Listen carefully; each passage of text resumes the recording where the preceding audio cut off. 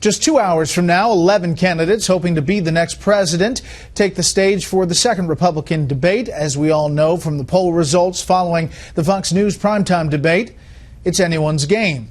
Chief political correspondent Carl Cameron is at the site of tonight's debate with a look at what the candidates may need to do to stand out.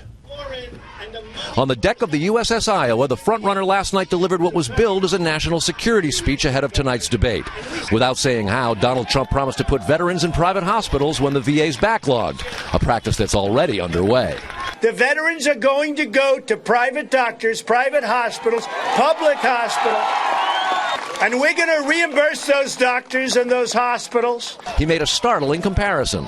We have illegal immigrants that are treated better by far than our veterans. That's not going to happen anymore. It's potentially a huge night for the only woman in the GOP race who successfully played Trump's insults against him and made it to the primetime debate stage. It's a big opportunity, as I say, for me to introduce myself to the almost 50% of the nation and Republican primary voters who don't know my name and don't know I'm running for president. Dr. Ben Carson's in a virtual tie with Trump nationally and now in New Hampshire and Iowa as well, and plans a steady as he goes debate strategy. I don't think that my strategy is going to change at all. The polls are not particularly surprising given the fact that I'm out there amongst the people a lot, and I've been seeing the level of enthusiasm and the size of the crowds for quite some time. All three outsiders have continually gained momentum since the last debate, unlike the experienced politicians who've been stuck in single digits.